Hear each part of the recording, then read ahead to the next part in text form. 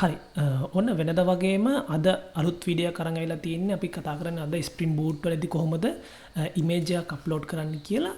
ඉතින් මේ ප්‍රොජෙක්ට් එකේදී මම ගොඩක් ලොකුවට මේ දේවල් යූස් කරන්නේ මම Java class දෙකකින් තමයි ටග් ගාලා පෙන්නන්නේ ඔයගලන්ට කොහොමද ස්ප්‍රින්ග් වලදී REST API එකක් through image එකක් අපි back end එකෙන් අප්ලෝඩ් එකට back end එකට අප්ලෝඩ් එකක් විදිහට ගන්න කියලා. يعني image එකක් අප්ලෝඩ් කරන image එක නෙමෙයි ෆයිල් එකක් කියලා ගත්තොත් හරි ෆයිල් එකක් කොහොමද අපි REST API එකක් through අප්ලෝඩ් කරන්න කියන එක තමයි මේ වීඩියෝ එකේ කතා කරන්නේ.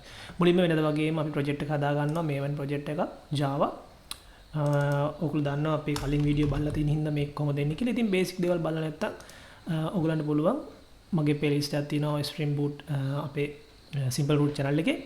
ඒක බලන්න පුළුවන්. හරි. මෙතනදී වෙබ් ඩිපෙන්ඩන්සි විතරයි මම දාගන්නේ. මොකද මුළු ඇප් එකම හදන්නේ නිකන් ඉමේජ් එකක් අප්ලෝඩ් කරන පාර්ට් එක විතරයි කරන්නේ.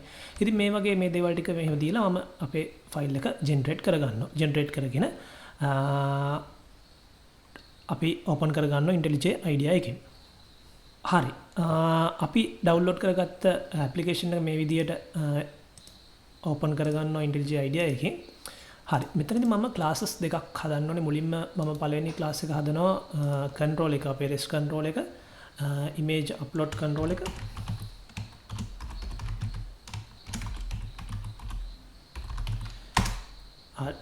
REST control එක හැදුවා. ඊට පස්සේ මම පොඩි util class එකක් හදා ගන්නවා අපේ upload වෙන ෆයිල් එක මේ stream කරලා ගන්න. ඒකට මම class එකේ නම දීලා දා ගන්නම් file upload util කියලා.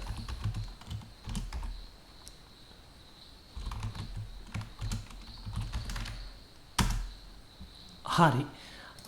මෙතනදී මම පොඩි මෙතඩ් එකක් ලියා ගන්නම් අපේ ෆයිල් එක අප්ලෝඩ් වෙන්න කොහොමද කරන්න කියලා. පබ්ලික් මෙතඩ් එකක් තමයි මම ගන්නෙ. ටික් කරලා අපේ රිටර්න් ටයිප් එකක් නැහැ. මෙතඩ් එකේ නම මම දා ගන්නම් save file වගේ එකක්. එහෙම දාගෙන මෙතනදී මට ඕන වෙනවා අප්ලෝඩ් කරන්න අප්ලෝඩ් ලොකේෂන් එකක්. ඒ හින්දා මම ඒක කියන්නේ ෆයිල් ලොකේෂන් එකක් ගන්න ඕනේ. මම අප්ලෝඩ් dir directory කියන එක තමයි මේ dir කරලා ගත්තේ. ඊළඟට මට අපි ඕන වෙනවා අප්ලෝඩ් කරන ෆයිල් එකේ නම. හරිද? ඒකට මම තව variable එකක් දාගත්තා මෙතනින් file name කියලා. ඊට පස්සේ අපි multi part එක දා ගන්න ඕනේ. හොලින්න එක. file හරි ඒකෙන් instance එකක් දාගත්තා spring framework එකේ web dependency හරහා එන. හරි ඊට පස්සේ මම ගන්න ඕනේ upload කරන path එක. මම path කියලා මෙතනින් මේක අරගෙන ඒක upload path කියලා මම දාමු. upload path කියලා දාලා pathSpelling.get කියන method එක මේ තියෙන්නේ. ඔයාලට වෙන්නන්න පුළුවන් එතෙන්ට. හරි මේකට මම දානවා මට අප්ලෝඩ් කරන්න ඕන ඩිරෙක්ටරි එක කොතනද හැදින්න ඕන කියන එක. මම ඒකට මම මෙතන දැනට ඕගලන්ට ඕන තරම් ගන්න පුළුවන්. මම මෙතන දැන් ස්ටැටික් එක ඇතුළේම දානවා. මේකේ මම ඇබ්සලියුට් පාත් එක කොපි කර ගන්නවා. එතකොට අපිට කිසි ප්‍රශ්නයක් නැතුවම හරියම පාත් එක ගන්න පුළුවන්. හරි ඒක ඇතුළට ස්ටැටික් ඒ කියන්නේ මේක දැන් අපි අප්ලෝඩ් කරන ඉමේජ් එක එන්නේ මේ resources folder එකේ ස්ටැටික් folder එක ඇතුලේ. ඒකෙත් මම ඇතුළට දා ගන්න ඕන නම් එහෙම ස්ලෑෂ් දෙකක් ගහනවා. දාලා ඉවරෙලා මම මෙතනින් තව දැන් මේකේ ස්ටැටික් කියන එක ඇතුළටම ඉමේජස් ඔක්කොම වැටුනොත් අවුල් හින්දා මම ඒක ඇතුලේ ඩිරෙක්ටරි එකක් හදන්න ඕන ඉන්න. මේකේ මම කොන්කැට් කර ගන්නවා. මේකේ පිටිපස්සට නම මොකක්ද දන්නවද? මෙන්න මේ අපි කන්ට්‍රෝල් එකෙන් ගන්න නම. ඒ නම ගන්න තැන මම පෙන්නන්නම් කොහොමද ගන්න කියලා. අපි ඩිෆයින් කරනවා මහදයක් නැහැ ඩිෆයින් කරනවා මේ කන්ට්‍රෝල් එකේදී මොකද නම කියලා. හැබැයි ඒ වගේම මෙතනදී මම චෙක් කරන්න ඕනේ ඉස්සෙල්ලාම මේ පාත් එක හදන්න කලින් මේ පාත් එක තියෙනවද කියලා. මොකද ඒක හදන්න කලින් චෙක් කරලා බලන්න ඕනේ ඉස්සෙල්ලා මේ පාත් එක මේ වෙනකොට තියෙනවද කියලා. ඒ හින්දා මම මෙතනින් පාත් එක exist කියලා බලනවා. මේ අප්ලෝඩ් පාත් එක දීලා අපි හදාගත්ත පාත් එක දීලා එහෙම exist නැද්ද කියලා බලලා තමයි ඒක හදන්නේ.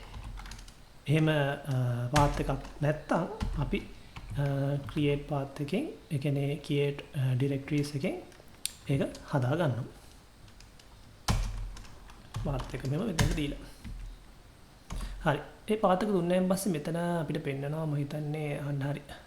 එක්සෙප්ෂන් එකක් throw කරන්න කියලා input output ඒක මම throw කරා මෙතනින් හරි ඒකත් හරි ඊට පස්සේ අපිට කරන්න තියෙන්නේ අපේ ෆයිල් එක අප්ලෝඩ් කරන මෙකනිසම් එක ඒකට මම මුලින්ම පාත් කාරගෙන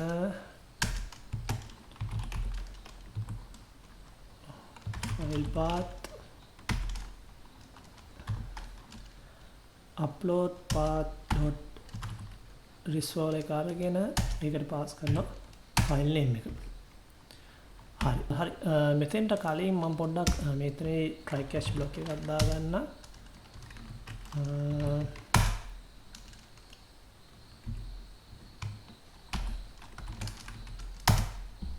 අපේ එනේ exception draw කරන්න මෙතනද input output exception එක නිනාම IO exception එකක් දාගන්නවා මේක මම මේ පොඩ්ඩක් කට් කරලා මෙතෙන්ට දාගන්නවා දාගෙන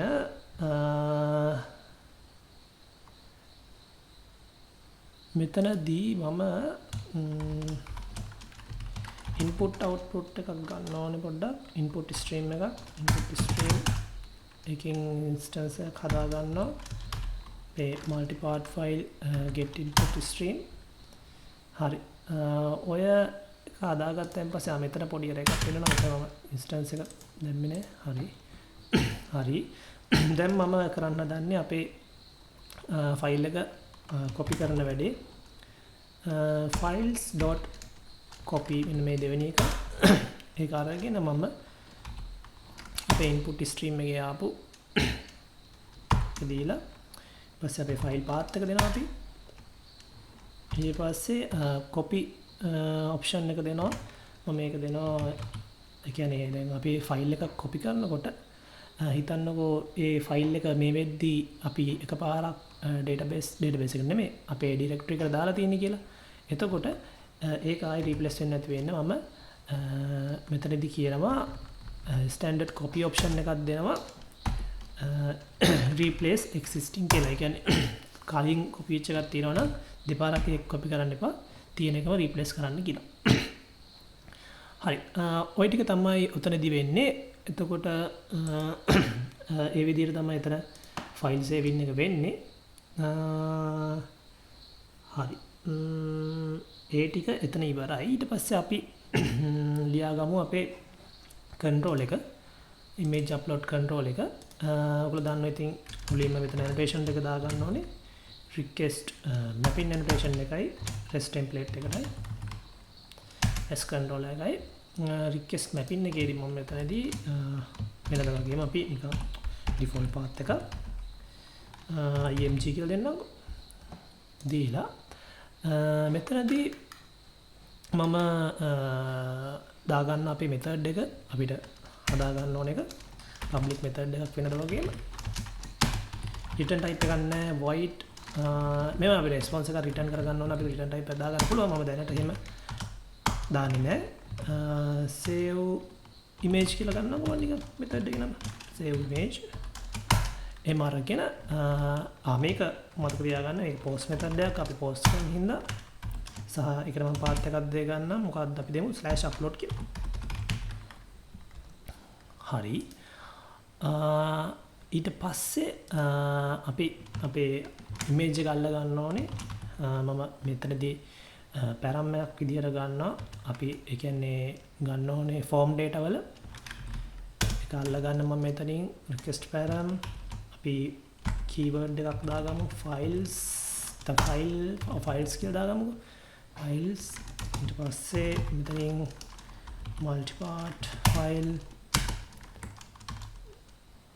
breaker කියලා files කියලා දාන්න මෙතනින් files හරි sorry මෙතන අපි character එක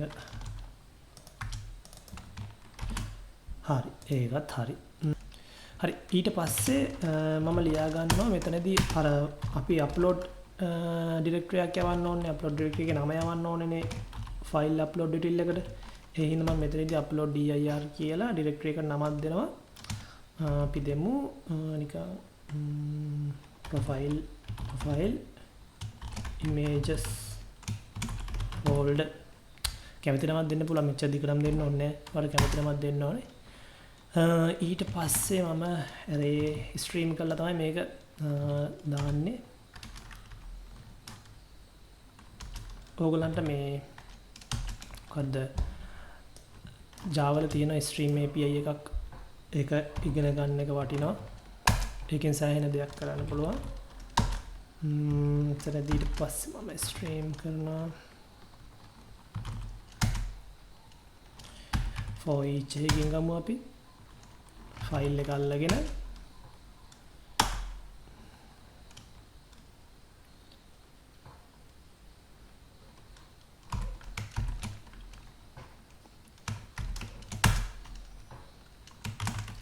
string file name එක ගන්න පුළුවන් අපිට. ඔයාලට කැමති නම් file name එක කොහෙට හරි ඔයාලට ඕන වෙනවා නම් file name එක ගන්න පුළුවන් මේ විදිහට. මම මේ මෙතන නිකන් file name එක අරගෙන ඔයගලන්ට පෙන්නන්නම් print කරලා. දැන් අපි file එක save කරනවා සාමාන්‍ය database එකේ file name එක save කර ගන්න ඕනේ. ඒ හින්දා ඔයගලන්ට ඕන නම් මෙන්න මේ විදිහට තමයි මොකද suggest වෙන්නේ string utils එක. හරි ඉතින් ආව string utils එක dot clean path එකක් අරගෙන ඊට පස්සේ object dot objects dot